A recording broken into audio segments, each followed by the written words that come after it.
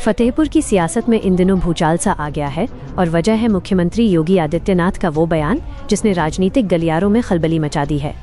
मुख्यमंत्री ने मंच से ये तंज कसा था कि अगर सदर विधानसभा सीट से बीजेपी प्रत्याशी विक्रम सिंह चुनाव जीतते तो क्षेत्र का विकास और तेजी से होता। बस फिर क्या था? इस बयान के सामने आते ही समाजवादी पार्टी के सदर विधायक चंद्र प्रकाश लोधी आग बबूला हो गए और उन्होंने मुख्यमंत्री के इस दावे पर तीखा पलटवार किया है। सपा विधायक ने सीएम योगी के इस बयान को बेहद दुर्भाग्यपूर्ण करार देते हुए सीधे तौर पर सौतेले व्यवहार का गंभीर आरोप जड़ दिया है।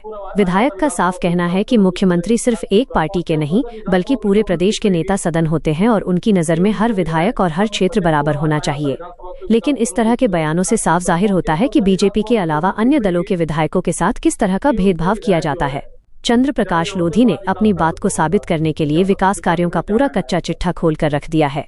उन्होंने तांबेश्वर मंदिर और कालीकन मंदिर के प्रवेश द्वार के सुंदरीकरण से लेकर डाक बंगले के सामने प्रतीक्षालय के निर्माण तक कई बड़े काम गिनाए। इतना ही नहीं, विभिन्न ब्लॉकों और नगर क्षेत्र की सड़कों, रामगंज पक्का तालाब के सौंदर्यीकरण, अंबापुर हथगांव मार्ग के चौड़ीकरण और 50 नंबर ओवरब्रिज मार्ग के डामरीकरण जैसी तमाम अहम परियोजनाओं के लिए शासन से भारी भरकम धनराशि स्वीकृत कराने का दावा भी किया है।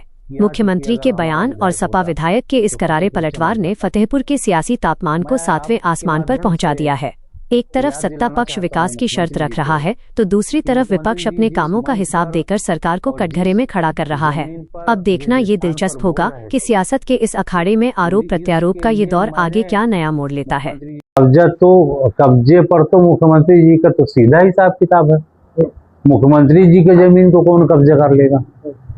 अगर यही बात ये वहां से बोल देते उस मंच से कि ये जमीन जिस पर मैं बोल रहा हूँ ये एयरपोर्ट की जमीन है, इसमें कार्गो एयरपोर्ट बनेगा, इस पे किसी तरह का कोई कब्जे दखल बर्दाश्त नहीं किया जाएगा।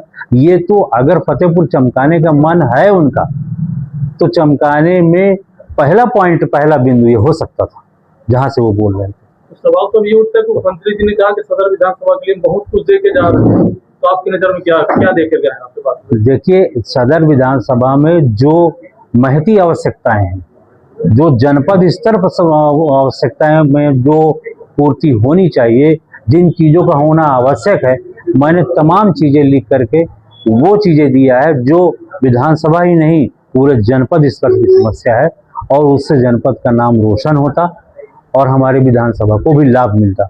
लेकिन उस पर एक भी पॉइंट पर कोई काम नहीं हुआ, न किसी तरह की कोई धनराशि उपलब्ध कराई गई। तो हम अगर बहुत भी प्रयास कर रहे हैं, हम अपनी निधि से जो भी करवाने का प्रयास है, हम पूरी तरह से जनता के लिए, सारी निधि मेरी उनके लिए है। एक एक पैसे का मेरे पास हिसाब है, मैं आपको दूंगा कापी, आप अपने चैनल के माध्यम से उसको सर्कुलेट करिएगा। और निधि से सीमित मात्रा में निधि है, सीमित मात्रा में बजट मिलता है, उसी बजट से ही हम जो करा सकते हैं वो हम पूरी तरह से जनता की अपेक्षाओं में खड़े उतरने की कोशिश कर रहे हैं। जनपद का तो सौंदर्यीकरण नहीं हो सका जी, जनपद को तोड़ा तो गया जी, सुंदर बनाने के लिए। हाँ, तो सौंदर्यीकरण अधूरा रह गया। तो अब आप बताइए किसकी जिम्मेदारी है? ये क्या हम लोग सौंदर्यीकरण कराएंगे? ये माननीय मुख्यमंत्री जी ही ये करा सकते हैं और ये कराना चाहिए उनको। इस पर सौंदर्यीकरण में ये भी चीज आती है, लेकिन इस चीज को भी मुख्यमंत्री जी ने नहीं छुआ। तो आप कैसे लोग विश्वास करेंगे कि नहीं फतेहपुर चमकेगा? जबकि जिन माननीय जी का नाम उन्होंने लिया कि अगर हमारे विधायक यहाँ से होते तो फतेहपुर चमक जाता, मुझे लगता है मुख्यमंत्री जी को याद नहीं आ रहा पिछला जब उनका कार्यकाल था तो वही विधायक थे और वही मुख्यमंत्री थे। कितना चमका है सारे लोगों के सामने है। ये कहा जाए आपकी तरफ से कि मुख्यमंत्री जी जो सदर विधानसभा के लिए कल विकास कार्यों को दिखावा तो अब अभी उसको हम देखेंगे, अभी हमने चूंकि पूरा देखा नहीं है क्या है, लेकिन जो भी है, जो भी उन्होंने दिया है वो फतेहपुर के लिए पर्याप्त नहीं है। फतेहपुर आयासा विधानसभा के विकास कार्यों से लोकार्पण किया, सदर विधानसभा को लेकर उन्होंने टिप्पणी की कि उनके विधायक जो है जिताए गए होते तो आज विकास कार्य कुछ होता। क्या विपक्ष में क्या कहना है आपका? देखिए, सबसे पहले तो आपके चैनल को विशेष धन्यवाद कि आप सारी चीज सही तरह से पब्लिक के बीच में पहुंचाते हैं और पब्लिक को सही जानकारी हो जाती है आपके माध्यम से। मैं आपके चैनल को सबसे पहले बधाई और शुभकामनाएं दूंगा। देखिए, जैसा आपने कहा कि माननीय मुख्यमंत्री जी फतेहपुर आए थे और वहाँ यहाँ उन्होंने कहा कि यहाँ चूंकि अगर हमारा विधायक होता तो फतेहपुर चमक जाता।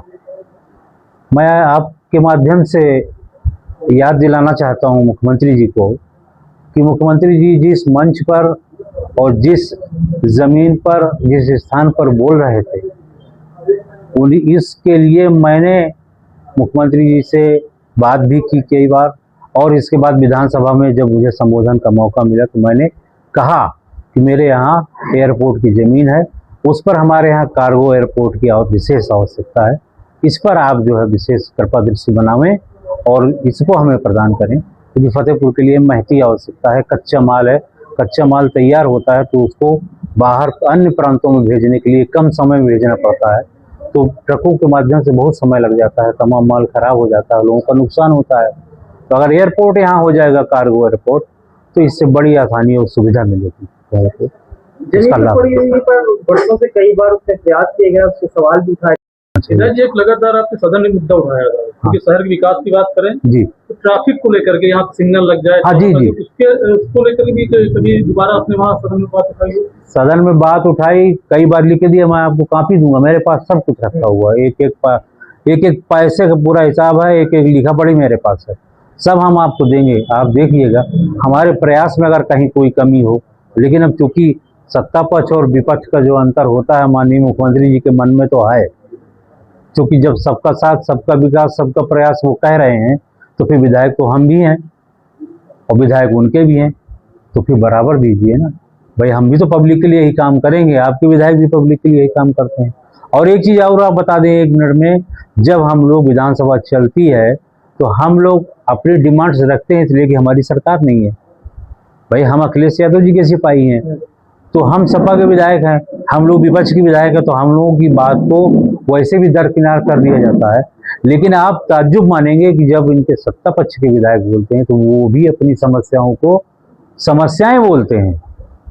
अरे भाई उनकी समस्याएं तो रही नहीं जाना चाहिए, तो फिर रामराज तो चल ही रहा है, फिर किस चीज़ की कमी है? तो आपके विधायक क्यों गिनाते हैं? इसका मतलब ये कि केवल भाषणों में विकास है, जमीन पर नहीं है। लखनऊ की हर बड़ी हलचल, अपराध की सच्ची खबरें, द लखनऊ टाइम्स, सबसे तेज सबसे सही।